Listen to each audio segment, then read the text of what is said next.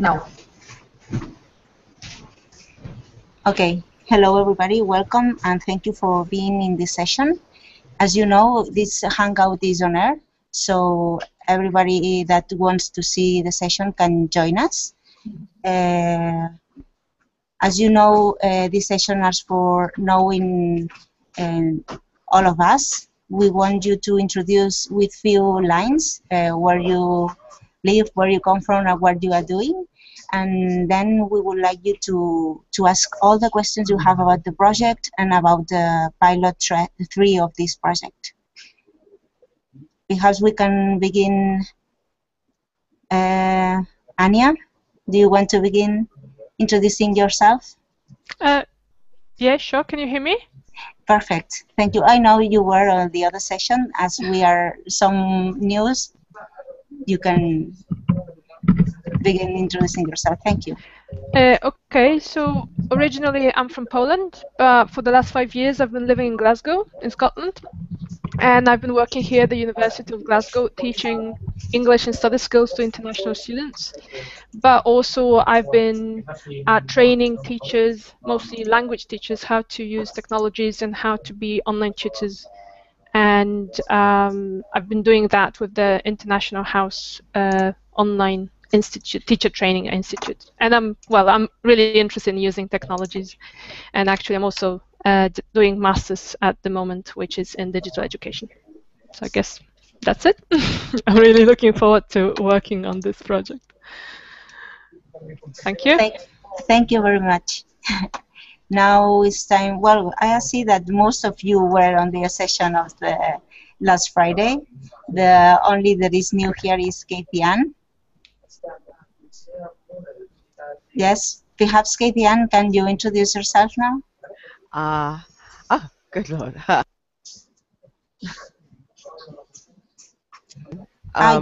No. Right, yeah. Hi, my name is Kathy Ann Daniel Gittins. I live in Orlando, Florida. I'm an instructional designer with the University of Central Florida. I also work as a freelance consultant with the Organization of American States. And with them, what I do is I do online teacher training with them. Basically, I work with teachers from Latin America and the Caribbean, and I teach Web 2.0 tools. I work with them on using project-based strategies in teaching and that sort of thing. So this is an extension of that activity. I'm interested. Perfect. Thank you very much. Sure. Hi. Irma, do you want to go next? Okay. Hi. I'm from Argentina. In Argentina, I live in San Luis. It's in the middle of the country. We have a big country, long country. And I'm at the university. I work here at a computer science career. So I teach students that want to teach computer science. That is a part of the career we are working. I research on open education, resources, tools for education. So this project is very interesting for me. Yes. If you want, I don't know what to say. If you are interested in something more. Thank you very much. It's John Francis. Do you want to go next? Hi everyone. So, I'm Jean-François. I am a biologist, but first and foremost, I am now a student of the Master of Education and ICT at the UOC. I will be finishing my formation during the next few months, and as I want to specialize in the pedagogical support for MOOCs, the Hands-on project is actually a fantastic opportunity for me to learn and practice about MOOC facilitation. During the master, I've learned a bit about learning design, but I'm certainly not an expert on that. I am quite used to international multi-language audience because I've worked in 4 different languages, in French, English, Spanish, and lately in Catalan. But not so much as now in with live chat, more in written asynchronous manner. So, well, I am here to learn, right? What can I say more? Oh yeah, I would like to thank Mireia for the technical advices of last week about the Hangout session. I've not yet bought a new headset for the sound, but I'm trying today a new microphone. Hopefully it is better than last week. I'm not sure about that. Yeah, slightly better. Can you hear me well? It sounds better now. Thank you. Well, that's about it. I'm happy to be part of the Ensemble community, not only for learning, but also for contributing. I may have some question later, but for now, that's about it. Perfect. Thank you very much, Welcome. Jean-François. So we've lost Charlton. Perhaps he joined us again, but now we are 1, 2, 3, 4, 5, 6. So before explaining you a little about the project or talking about the pilot 3 that most of you already know, do you have any questions?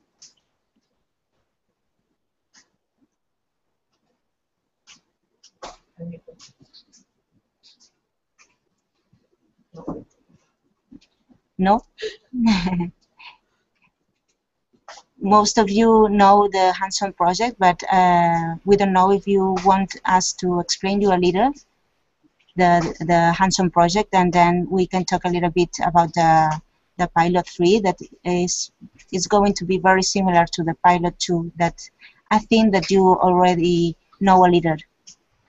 Do you know pilot 2?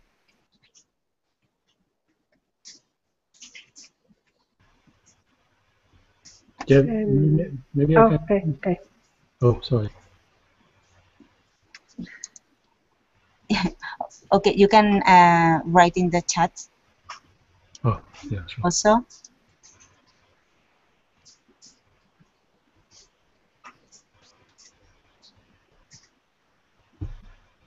Can I ask something? Yeah. Yes, of course. Yeah, sure. Well, I was wondering if among the facilitator for Pilot 3, there are people who have been participants in Pilot 2 or 1, and if, for example, in the case of the people who have not participated before, whether it would be a good idea to be at the same time facilitator and participant. Okay. There are some of the facilitators that are going to be in the, for example, the facilitator Dimitra, that is going to be in the Greek community. She was already in the pilot 2, dynamizing the Greek community that, as you know, was very big in the pilot 2, yeah. And she was responsible to dynamize the Greek community in this pilot. Okay. Also, Anna, well, it's not sure confirmed yet, but there's a participant of the pilot 2 that was doing all the MOOC that she is interested in being a facilitator. So perhaps she also participate with us as a facilitator. Mm-hmm. Also, me, I'm going to be the facilitator of the Catalan community, and I was doing also the facilitation of the pilot 2. So we are some of us that already know how this works from the other pilot. Mm-hmm.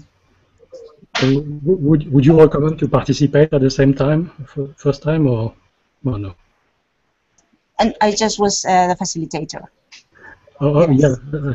I was just asking if for people who have not participated before being facilitator, would it be a good idea? Would you recommend being a participant for Pilot 3 at the same time than facilitator? Is it clear what I'm saying? Yeah, Jean-François, if I understood correctly, What Yeah. you mean that you would like to participate? Well, I don't know if I would like. I'm just asking if it would be a good idea.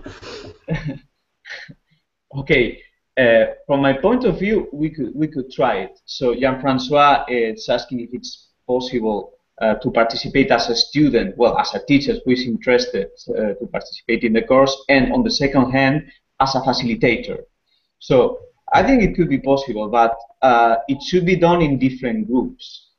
Otherwise, if you do it in the same group, let's say in the French group, you will be, let's say, it will be a strange game because you are the facilitator and you are the student at the same time. So it's like you can facilitate yourself. It could be a bit strange. So if you can try it, for me, it's absolutely right if you do it in different groups. You can be a facilitator in one group, but a student in a different group. It can be interesting, yeah.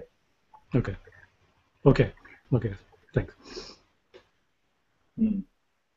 It's a bit, sorry, Irma. Go okay. ahead. Yes, I wanted to know how many students will have each facilitator to coordinate or to. It's different to say now because we just opened the participation for the MOOC. So the MOOC is starting on the 27th of October. So we still have like 50 days for students that are interested to say, okay, I want to participate. So now it's really difficult, and I think it's gonna be different numbers for each language. This is the experience that we had with the previous MOOC.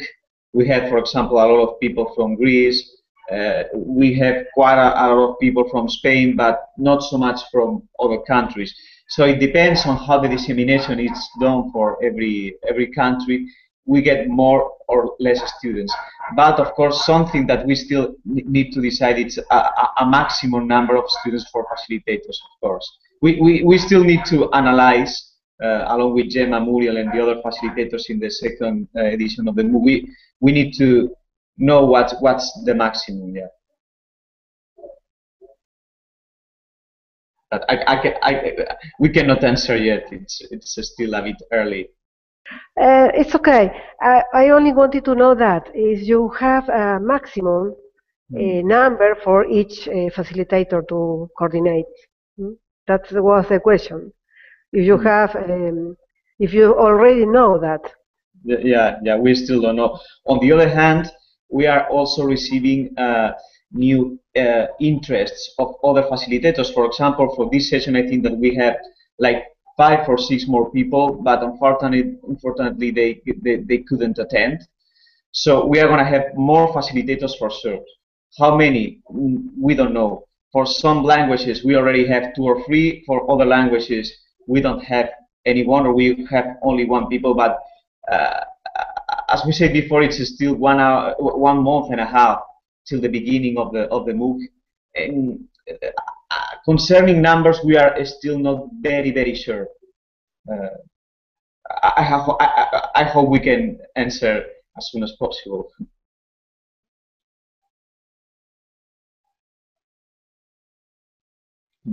Any more questions? Yes. No. The question was because I'm going to send the advice you gave me about the course, the MOOC, on some places that we connect teachers and all that kind of people that could be interested on this MOOC. Good. You mean as a participants, Irma? Pardon? You mean they can be interested to be participants of the MOOC? Probably. So I'm going to send that. That's why I wanted to know that about that information of how many of the maximum of participants for each facilitator, because well, I'm going to send. So when you register, probably we'll have to organize that part. Okay, as you know, in the other pilot, we were designing the course for a maximum 800 approximately, but at the end we had 1,000 registered, and all the dynamic that we create with the students were designed for being able, the facilitators, to be able to answer questions and to follow all the activities of the students. So even if they are a lot in your course, I think that you can facilitate all these participants and these students.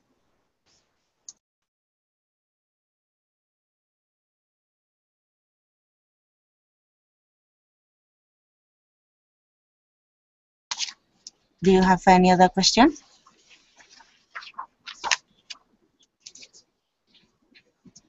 I don't know if you read the document Muriel sent you about the pilot 3. Yeah. Did you have the chance to have a look? Yeah, maybe I have a question related to this document. Yeah. Perfect. Yeah. Go ahead.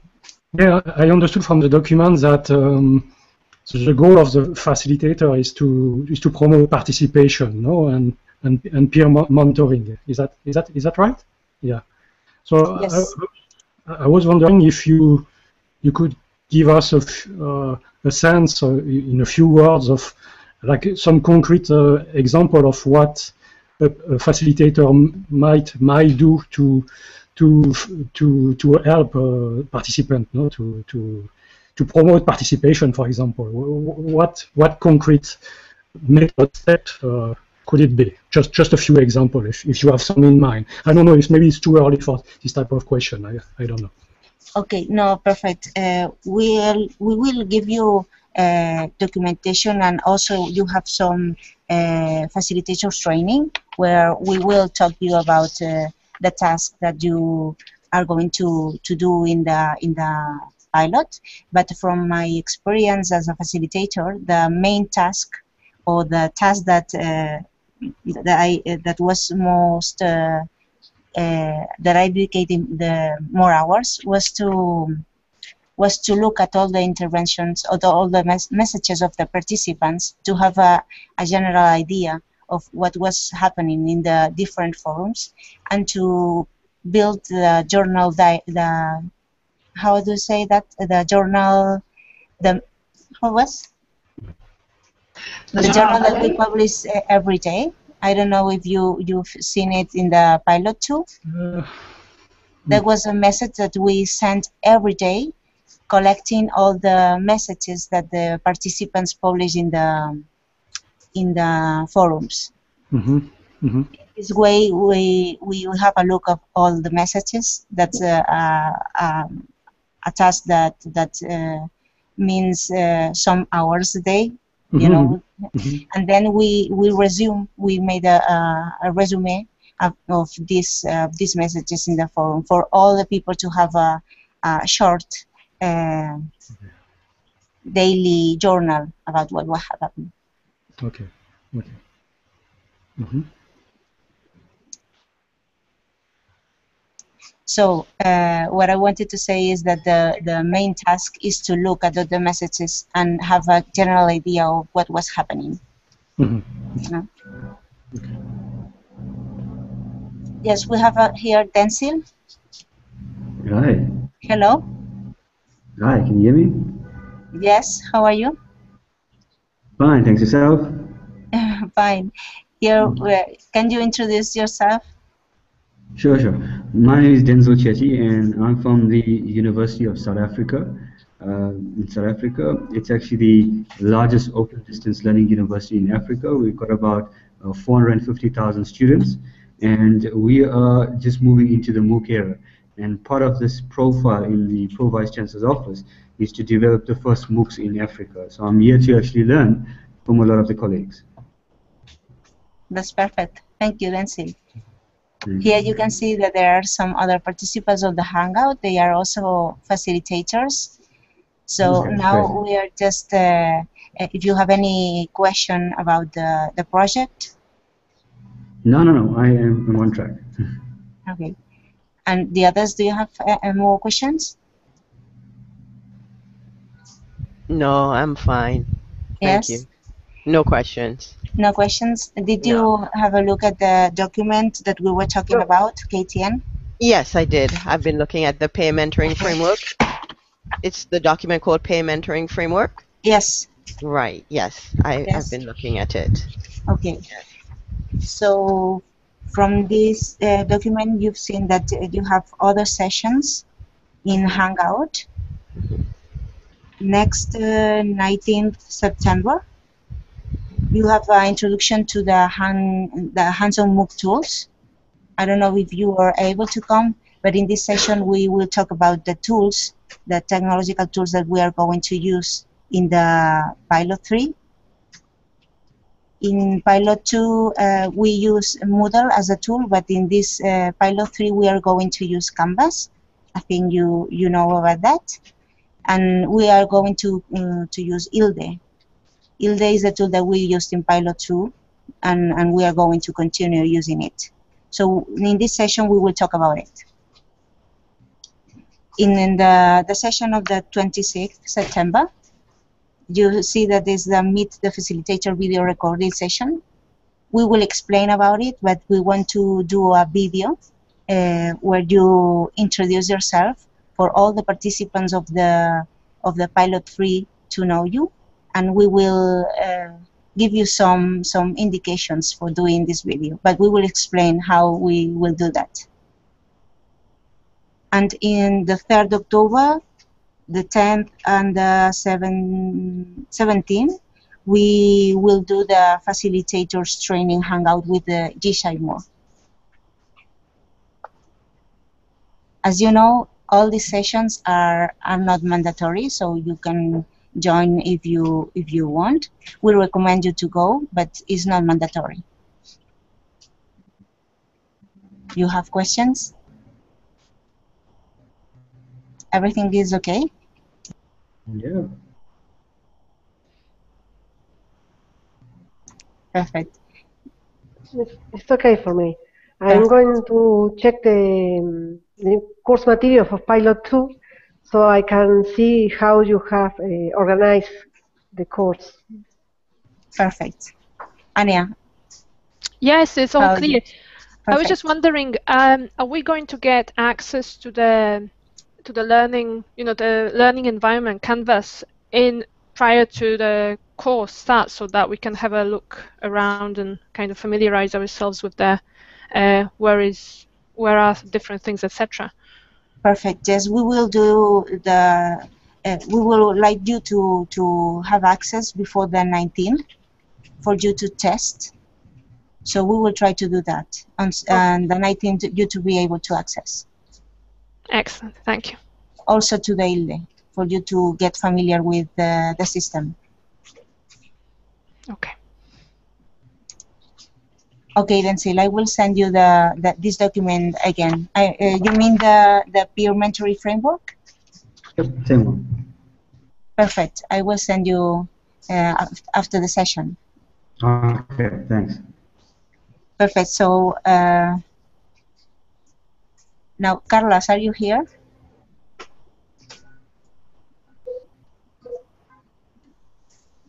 Carlos? Hello, I'm here again. Something happened with my... Okay. I don't know if you want to add something else.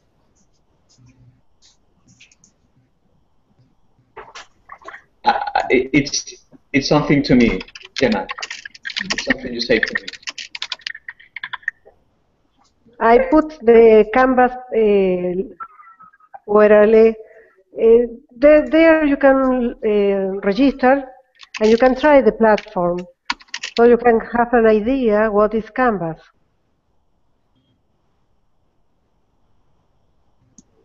Perfect.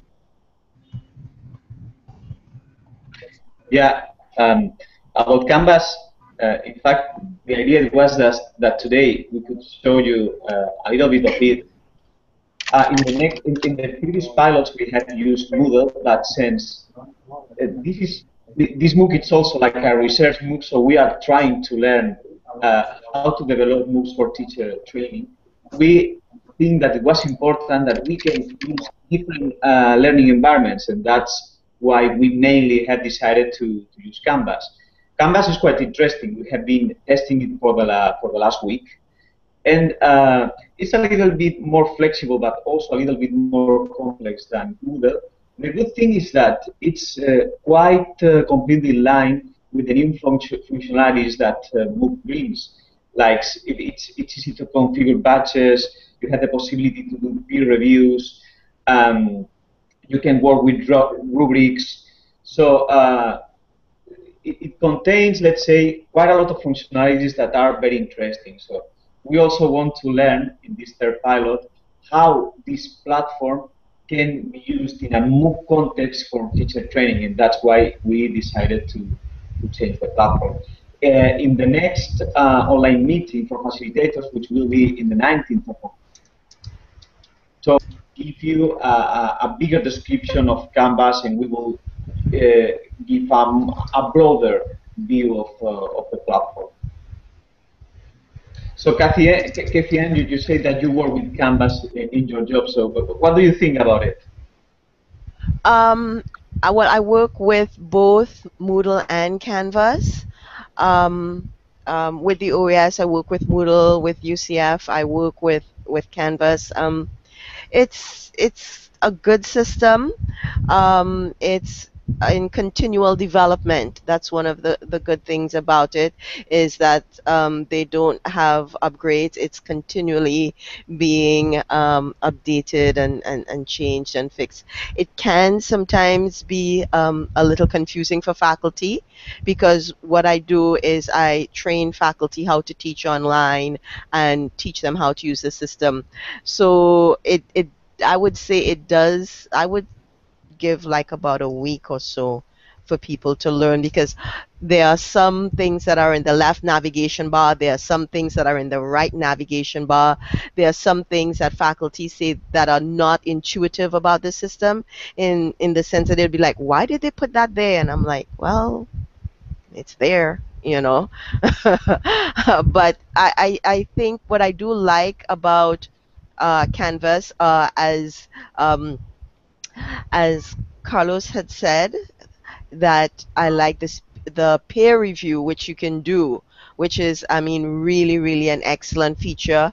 Another feature I like is the rubric, that you can literally create a rubric and attach a rubric to an assignment, which students can view when they are doing the assignment. There's Speed Grader. I don't know if we're going to have access to a lot of the learning tool integrations that we have at the university, but you can do a lot of what they call LTIs, or learning tool integrations, with the system.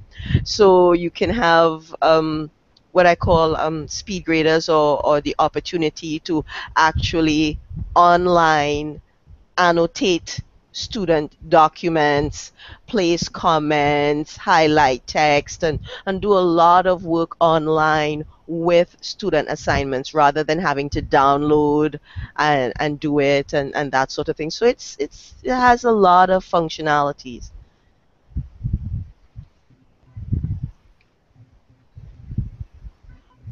Yeah, I completely agree with you. I'm quite surprised with some of the functionalities. For example, the possibility to connect with other applications, as you say, with LTI. This is quite important, because we are not only working in the MOOC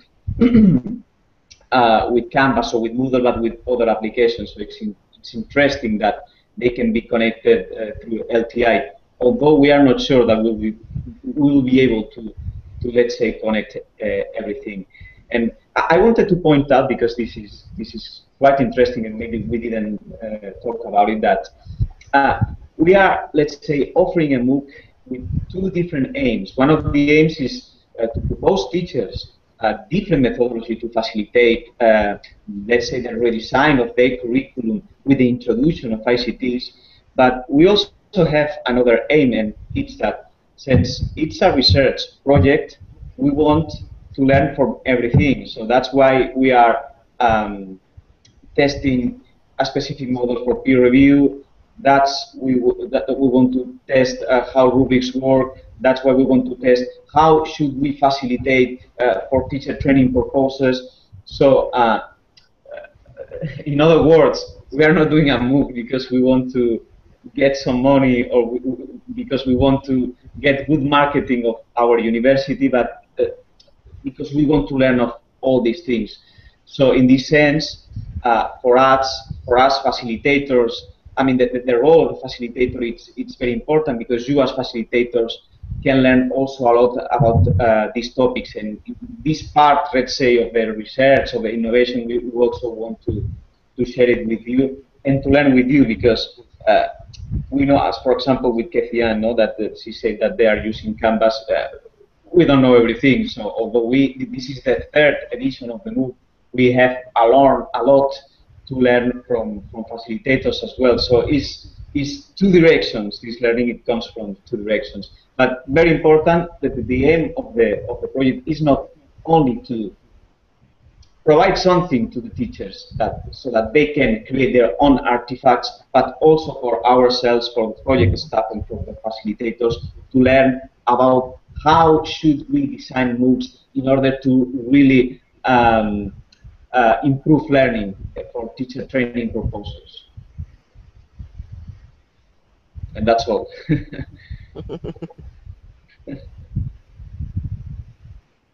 Gemma, do you want to add something to all this? No, just if you have any other question. If not, we can close this session, and we hope you will be in the next session, that is the 19th. Thanks, Yes. great. Thank you. Thank you. Thank you very much for coming to Thank the you. session. Thank Thank you. you. Thank you. Bye. See you soon. Bye. Bye. Bye.